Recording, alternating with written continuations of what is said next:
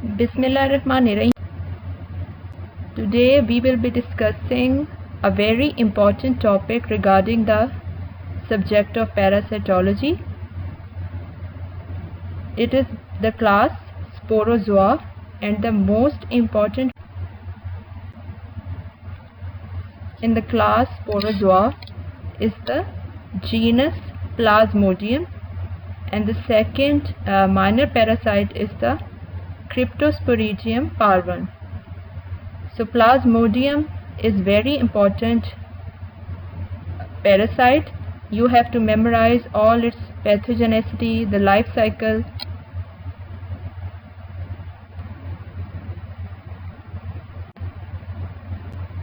So the class Sporozoa, the parasites belonging to this class do not possess any special organ for locomotion like the cilia or flagella of like class Ciliata or the Mastigophora.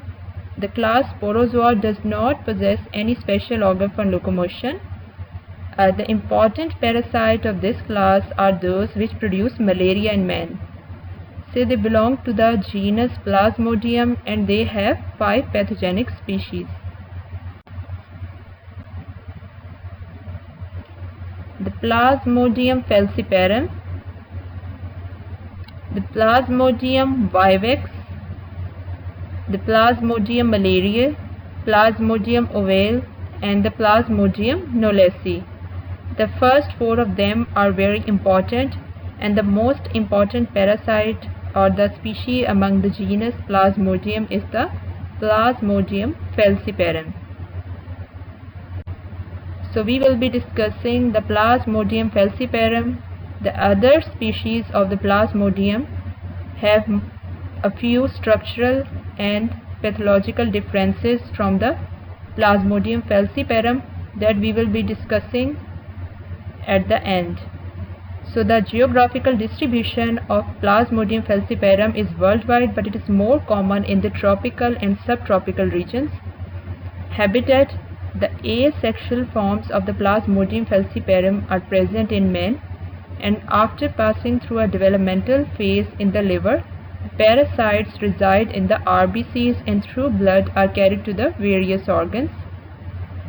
The sexual forms of Plasmodium reside in the gut of a female Anopheles mosquito.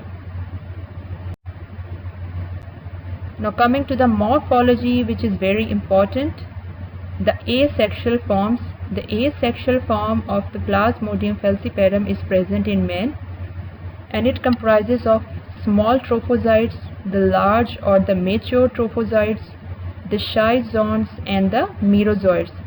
So first of all, what is small trophozoite?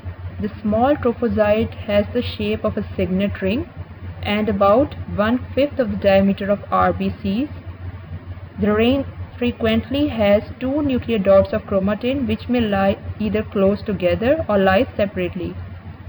So within the Plasmodium falciparum, more than one ring of the small trophozoite may be present in a single RBC, and these could be numerous, 2, 3, 4. So with Leishman stains, the ring appears blue and the nucleus red. So this is the characteristic structural morphology of the ring stage parasite or the small trophozoites.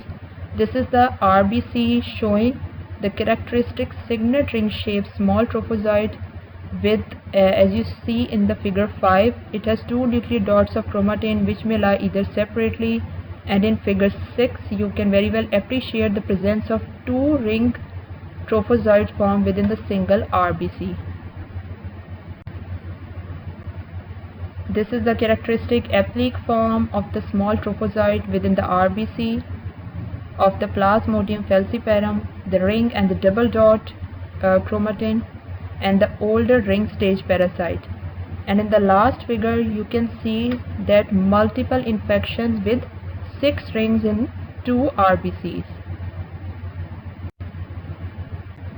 Now coming to the large trophozoites, these are almost double the size of the small trophozoites, and they have irregular shape, and the portion of the cytoplasm of RBCs that is unoccupied by the parasite shows a dotted hemozoin pigment known as Murr's dot.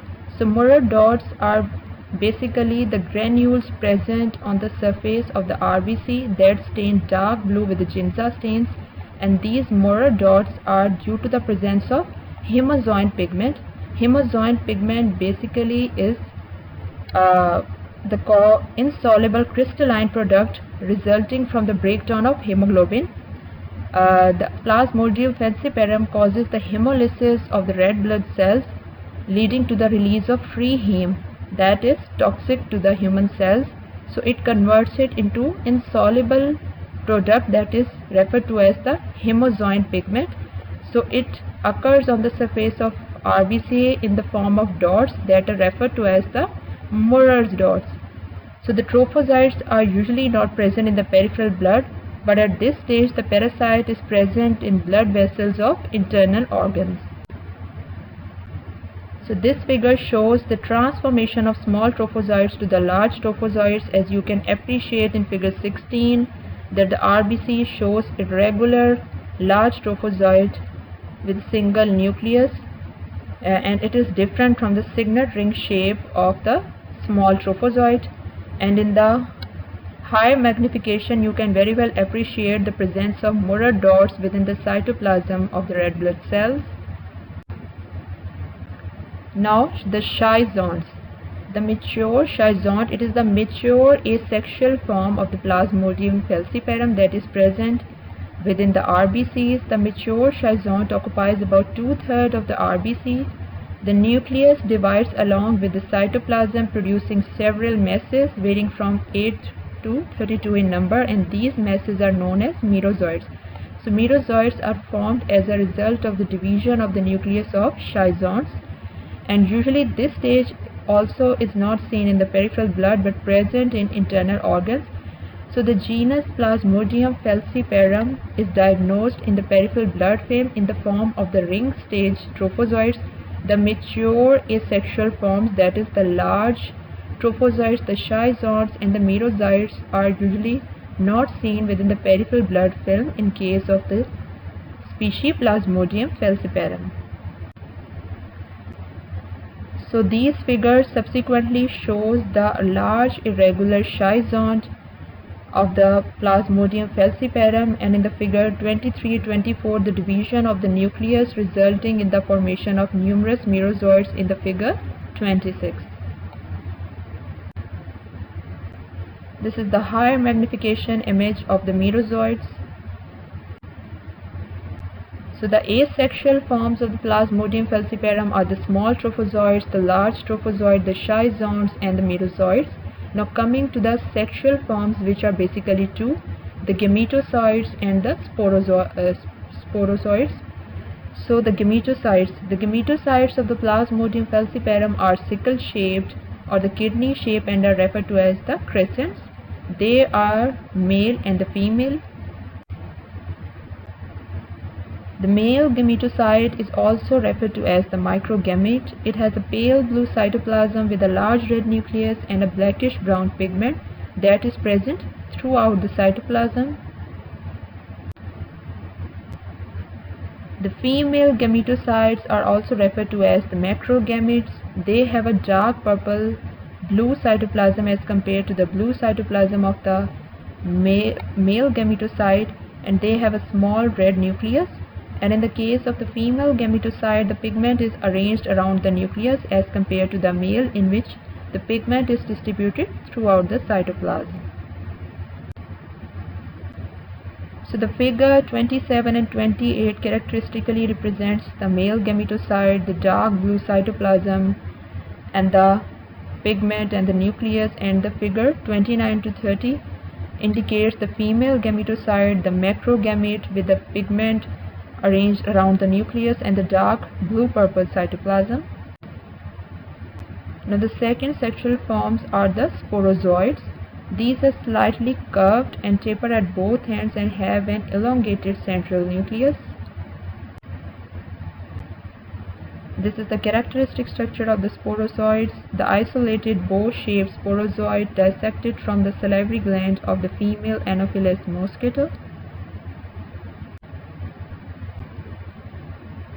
So now the life cycle, which is highly important. There are two cycles in man and in the mosquito. In man, the cycle is referred to as the asexual cycle because the asexual forms of the Plasmodium falciparum are present within the human, and the sexual forms are present within the mosquito. So the asexual cycle is also referred to as the schizogony, and the sexual cycle is also referred to as the sporogony. First, the asexual cycle or the schizogony, it has two stages, the pre-erythrocytic stage and the erythrocytic stage. So we will be discussing first the pre-erythrocytic stage. This starts with the introduction of the sporozoites through the bite of an infected female Anopheles mosquito. These sporozoites are carried through the blood to the liver, where they enter the liver cells and start multiplying, resulting in the development of schizont containing numerous merozoites. And at about 7 to 9 days, the schizont ruptures, releasing the merozoites which invade the RBCs. So now the erythrocytic schizogony, the merozoites which enter the red blood cells change into the ring form or the small trophozoites, which ultimately change to the large trophozoites and change into schizonts. So the fully developed schizont with a number of merozoites distends the red blood cells, which finally rupture to liberate the merozoites. So these merozoites invade the fresh RBCs and repeat the erythrocytic schizogony. So the erythrocytic schizogony is completed within 48 hours. So these are the characteristics: asexual forms of the malarial parasite, the ring stage trophozoite, as you can see in the figure 1, the 1 and 2, and then the mature trophozoite, and then the schizont with the merozoites, and finally the gametocyte. So now the sporogony, which is the sexual cycle. So the certain merozoites, instead of repeating the asexual cycles within the man, change into the gametocytes, of which some are male gametocyte and some are female gametocyte. So these gametocytes are taken by the female Anopheles mosquito during its blood meal. So within the gut of the female mosquito, the male gamete becomes round and produces a number of filaments, as you can see within the figure, from the surface of one end to which a chromatin dot is attached, and these corresponds with the spermatozoa. So these filaments detach themselves from the male gametocyte and swim in the gut of the female Anopheles mosquito until one of them fertilizes the female gamete. So the fertilized zygote then becomes motile and is referred to as the ookinete.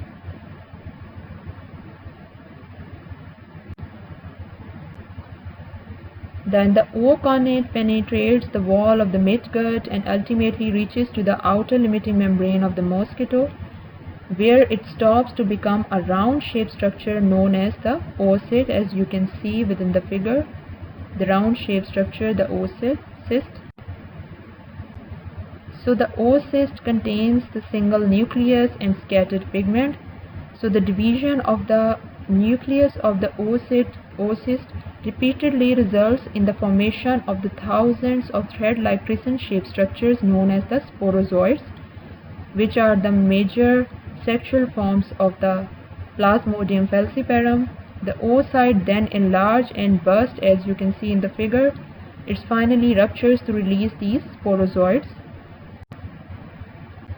So this is the characteristic ultrastructure of the single oocyst that is dissected from the outer wall of the Anopheles mosquito. So these sporozoites are then carried through the body fluids to the salivary glands, and via the salivary ducts they enter the man through the bite of the mosquito.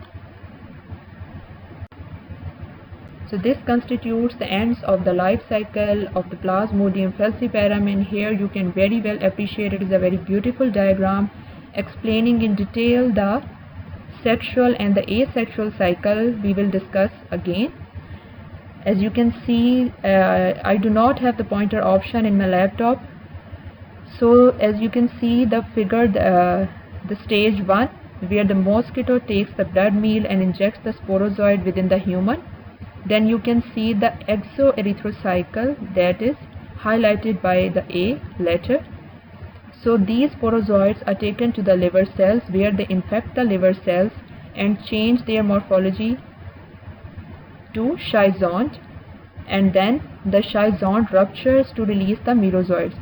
So when they infect the liver cell, they turn to the ring-shaped trophozoites, the mature trophozoites, the schizonts, and ultimately the ruptured schizont in the figure 4 to release merozoids starts the second cycle, that is referred to as the erythrocytic schizogeny, highlighted by the letter B. So these merozoids infect the human RBCs, resulting in the formation of immature ring stage trophozoid, the mature trophozoid, the schizont, and ultimately rupturing of the schizont to release merozoids, which ultimately repeat the erythrocytic schizogeny, and it is completed within 48 hours. However, some of the merozoids, instead of penetrating the fresh RBCs, develop into the gametocytes, as you can see in the figure 7. And these gametocytes, as you can see in the figure 7, are some of them are male and some of them are female, the micro and the macrogamete. And there is a characteristic structural difference between the Plasmodium falciparum, that their gametocytes are the sickle shape, while those of the Plasmodium vivax ovale and the Plasmodium malariae are round shape. So in the figure 8, the mosquito takes the blood meal, leading to the ingestion of the gametocytes, thereby starting the sexual or the sporogeny cycle, and where the microgamete becomes X-flagellated, leading to the development of flagella, which ultimately penetrates the female macrogamete, resulting in the formation of the motile ookinete, highlighted by the figure 10. And the ookinete then ultimately penetrates the wall of the midgut of the female mosquito to form oocyst. And after the division of the nucleus of the oocyst, as you can see in the figure 12, there is formation of thread-like or crescent-shaped structures known as sporozoids, which after rupture reach the salivary gland of the female mosquito to start the asexual cycles again. So this is the very important life cycle of the Plasmodium falciparum. This is the whole diagram showing the characteristic morphological structure, the asexual and the sexual forms of the Plasmodium falciparum, as I have discussed before.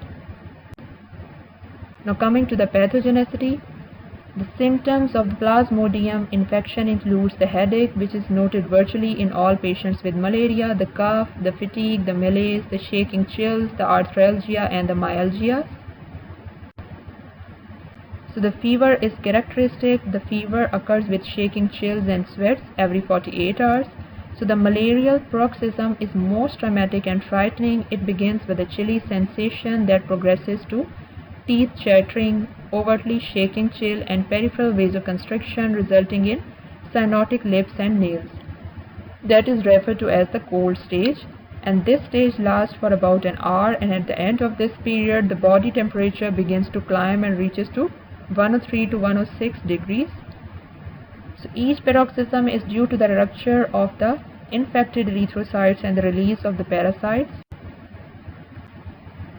So without treatment, all the species of the human malaria may ultimately result in spontaneous cure, except with the Plasmodium falciparum, which becomes more severe progressively and results in death. So this organism causes the sequestration of the capillary vasculature, that is the microvasculature of the brain, gastrointestinal, and the renal tract. So the chronic malaria results in the splenomegaly, the hepatomegaly, and the nephritic syndromes. Now coming to the complications, the cerebral malaria, which is a deadly complication, it occurs as a result of the sequestration of the Plasmodium falciparum schizonts within the peripheral blood and their attachment to the endothelial cells, the cells of post-capillary venules in the brain, causing the vessel blockage, leading to cerebral hypoxia and associated pathological changes. and then the characteristic black water fever, and this fever occurs as a result of the hemolysis of RBCs, resulting in the release of hemoglobin, which ultimately breaks down into free heme, and this heme is filtered by the kidney and is released into the urine, leading to the characteristic dark black or the cola colored urine. That is why it is referred to as the black water fever, and it occurs as a result of hemoglobinuria. The pigmentation of various organs due to the breakdown of hemoglobin and deposition of heme give the organ a dark black or grey color. Now coming to the diagnosis of the Plasmodium falciparum is based on the symptomatology and the detection of the organism under the microscope, the Giemsa stained blood smears. Then there are antibody fluorescence tests, and then the most important characteristic test that is referred to as the immunochromatographic assay. So what is the ICT malaria test? It detects the Plasmodium falciparum specific histidine-rich protein 2 antigen and a pan-malarial antigen. So what we basically do in this test, we take the whole blood of the patient and add this to the sample pad containing the colloidal gold label antibodies, followed by the addition of a buffer reagent to induce the cell lysis. So the released histidine-rich protein antigen and the pan-malarial antigens bind to the antibodies on the pad. So the antigen labeled antibody complexes migrate up the test strip, where they cross the two test lines and a single control line, as you can very well appreciate in the first figure. So it is the test kit. So the interpretation of the test is as follows. If only the control line appears, it means that the test is negative. So if the control line and the pan-malarial antigen line is positive, it means that the infection is with non-Plasmodium falciparum malaria. That could be either the Plasmodium vivax or the ovale. Then if the three lines are positive, it means that there is either the pure infection with the Plasmodium falciparum or the mixed infection. And if only one line is positive except the control line, so the test is invalid.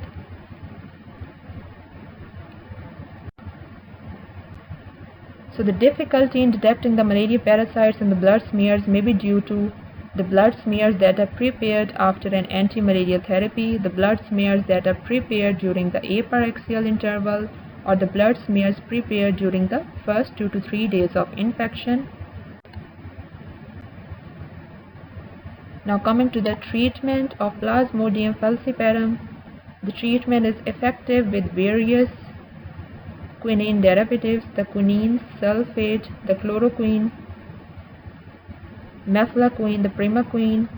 The drug resistance, particularly in Plasmodium falciparum and to some extent the Plasmodium vivax, is a major problem. So what is the basic mechanism of action of chloroquine? It inhibits the formation of hemozoin from the heme released by the digestion of hemoglobin. As you know that the free heme is toxic to the cell, so it causes the lysis of the malarial parasite membrane, leading to the parasite death.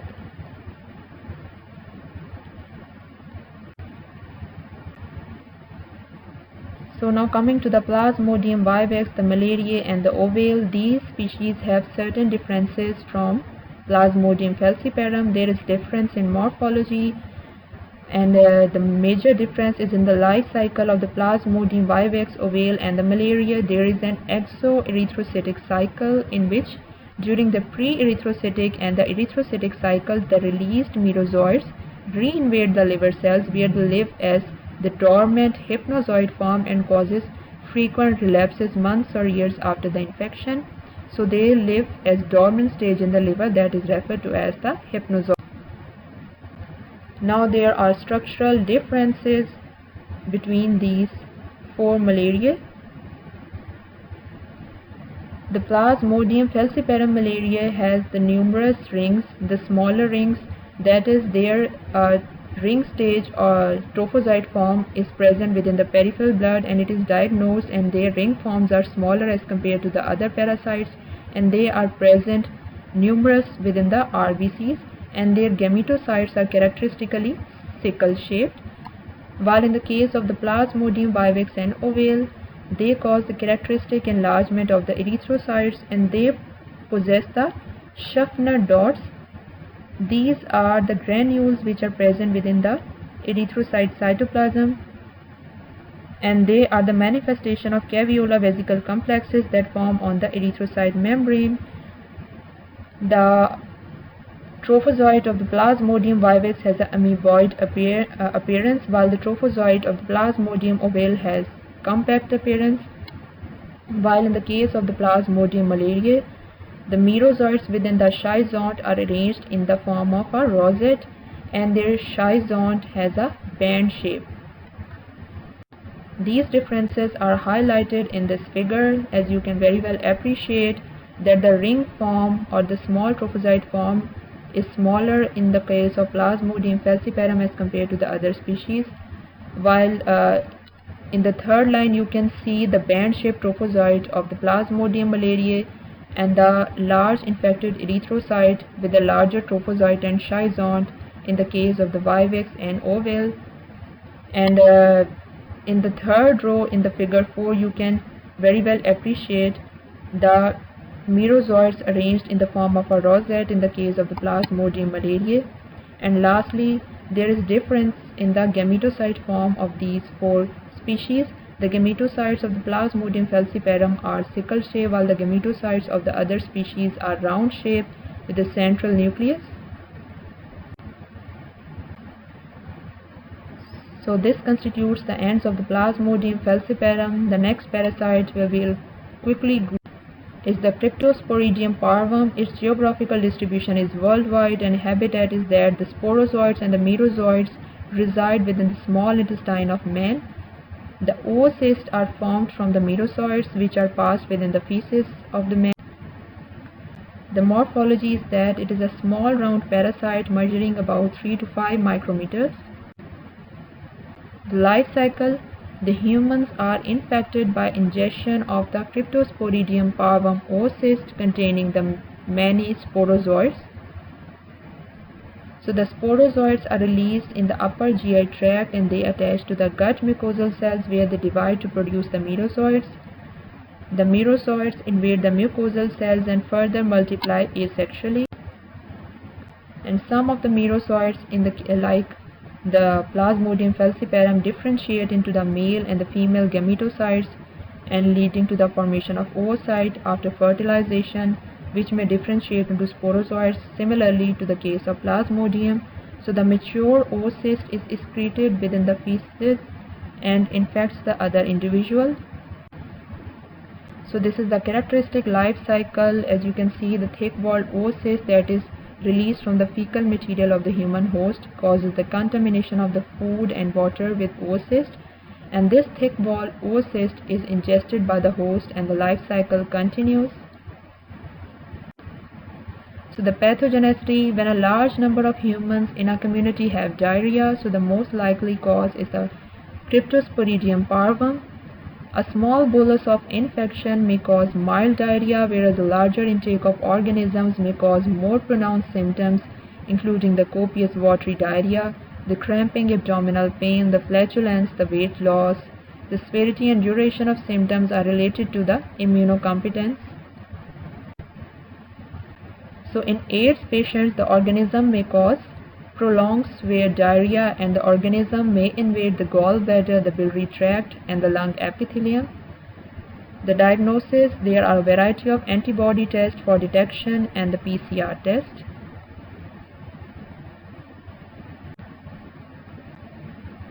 Thank you so much.